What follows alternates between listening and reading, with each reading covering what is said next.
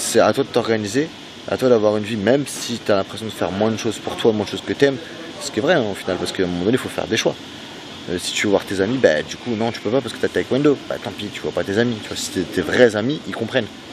Si c'est des gens qui sont là et qui sont juste là comme ça, ils vont pas comprendre et ils vont partir. Tu vois ce que je veux dire?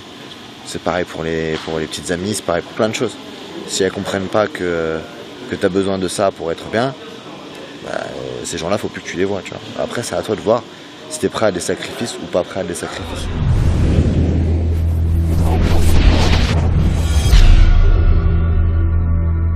Salut mon Craquignou, c'est Stéphane de l'école de Catch Aya. Dans cette vidéo, Tristan Archer va t'expliquer les valeurs qu'il faut avoir, le courage qu'il faut avoir pour devenir un catcheur professionnel. Tristan Archer, c'est le catcheur français qui bosse le plus en Europe. Tristan Archer!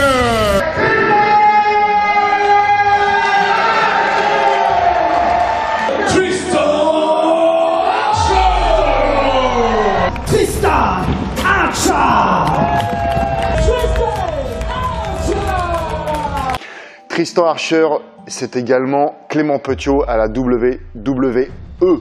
Tristan Archer, c'est le catcheur français le plus connu à l'international. C'est aussi l'ambassadeur de notre école de catch Aya. En attendant, télécharge tout de suite ici le guide de musculation pour te permettre de te mettre en forme pour commencer le catch ou pour t'entretenir au catch. Tristan, c'est à toi.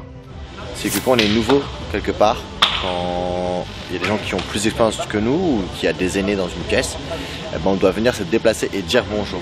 Et dans le cas actuel, c'était moi qui avais le plus d'expérience, donc c'était à eux de venir me dire bonjour. En tout cas, c'est comme ça, notamment dans le catch, il faut toujours... C'est ça, quand on arrive dans un vestiaire de catch, en fait, c'est un principe de politesse. Parce que si quelqu'un ne te présente pas et qui tombe sur quelqu'un qui a énormément d'expérience et qui trouve ça complètement déplacé, ce qui est normal, il peut se venger dans le ring.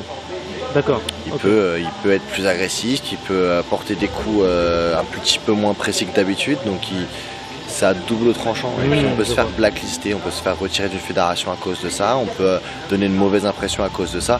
Et c'est un travail comme un autre, hein. Si on donne une mauvaise impression, on n'est pas repris. Je peux faire de la lutte, du catch, machin. Moi je suis prof des écoles, j'étais à 1 heure de chez moi au niveau du travail, donc à 7 heures j'étais parti.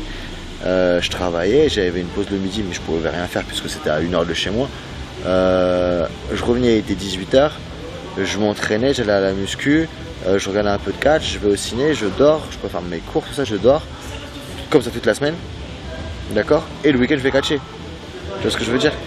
C'est à toi de t'organiser, à toi d'avoir une vie, même si tu as l'impression de faire moins de choses pour toi, moins de choses que tu aimes, ce qui est vrai au final, parce qu'à un moment donné il faut faire des choix.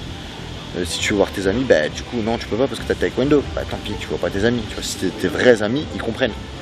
Si c'est des gens qui sont là et qui sont juste là comme ça, ils vont pas comprendre et ils vont partir. Tu vois ce que je veux dire? C'est pareil pour les petites amies, c'est pareil pour plein de choses. Si elles comprennent pas que tu as besoin de ça pour être bien, bah, ces gens-là, faut plus que tu les vois. Tu vois. Après, c'est à toi de voir si tu es prêt à des sacrifices ou pas prêt à des sacrifices. Squat, abdos, pompe, squat, abdos, tu fais des séries de 30, séries de 30, séries de 30, séries de 30. Au début, tu fais pompe, squat, abdos, gainage, 30, 30, 30, 30 secondes, tu te reposes 1 minute. 30 secondes, tu te reposes 1 minute, tu fais 4 séries, puis la semaine d'après ou 2 semaines plus tard, tu fais 5 séries, et après machin, etc., etc. Du coup, tu vas te retrouver à faire 10 séries. Bah là, tu augmentes le nombre. Tu fais 40, 40, 40, ou 50, 50, 50. Tu vois, tu augmentes, et après, tu augmentes le nombre de séries au fur et à mesure. Il y a un problème soit de motivation, soit de réalisme face à la difficulté du métier de catcheur. Ouais. Et je pense que là, ils s'en rendent compte un peu que c'est pas juste... je m'entraîne quand je peux et puis je regarde des mouvements et puis je refais des mouvements.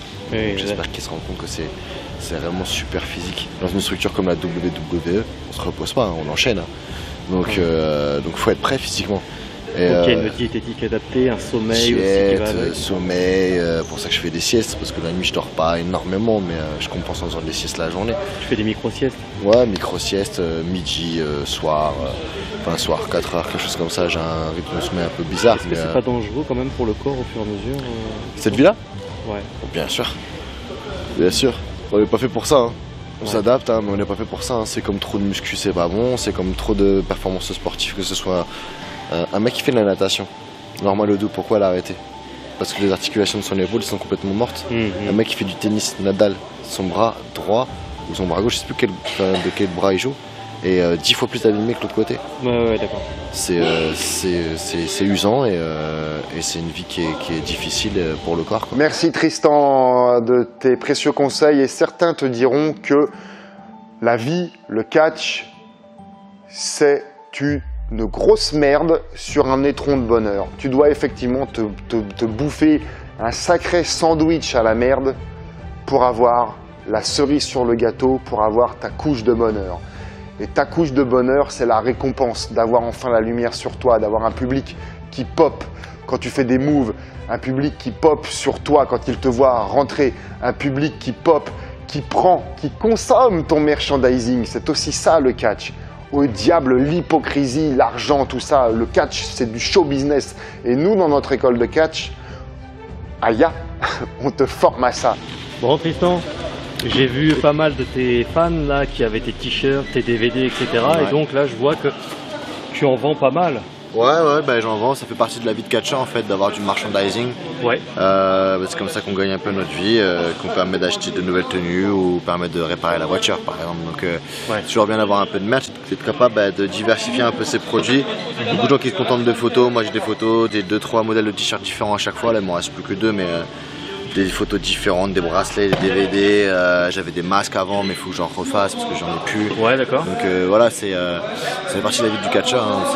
C'est l'indépendance. C'est ça, créer une image, quelque chose qui se représente Il soi-même. n'y a aucune école de catch, tout au moins en France, qui t'apprend à la fois à être performant comme artiste, comme sportif et à gérer ton business. Il n'y a aucune école de catch en France qui t'apprend ça, parce que on est blindé d'hypocrisie à ce sujet-là.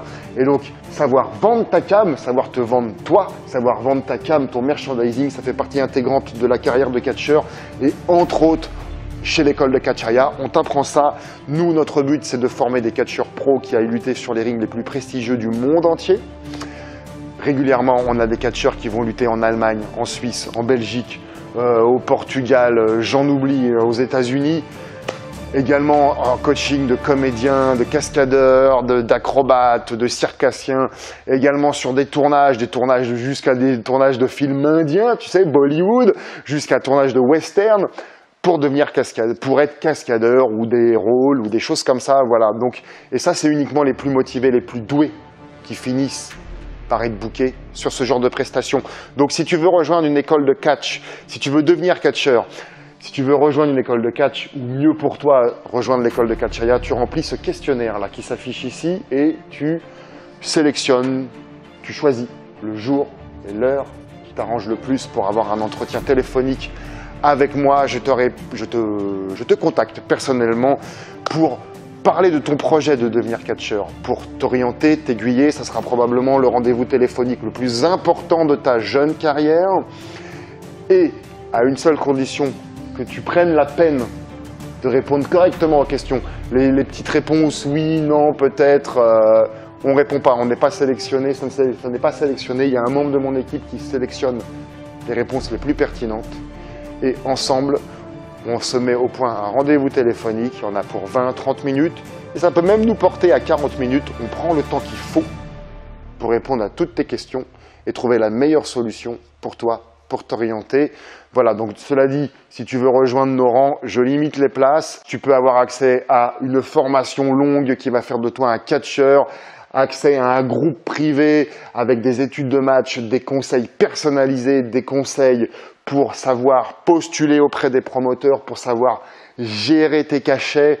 Tout autant de questions que tu pourras avoir en direct avec moi-même, Tristan Archer, et d'autres coachs dans ce groupe privé. Tu auras aussi un coaching personnalisé, nutri et muscu pour faire de toi un athlète, donc un catcheur tout simplement. Voilà, ça sera un plaisir si tu rejoins nos rangs. Donc en attendant, n'oublie pas que l'avenir appartient à ceux qui s'enlèvent les doigts.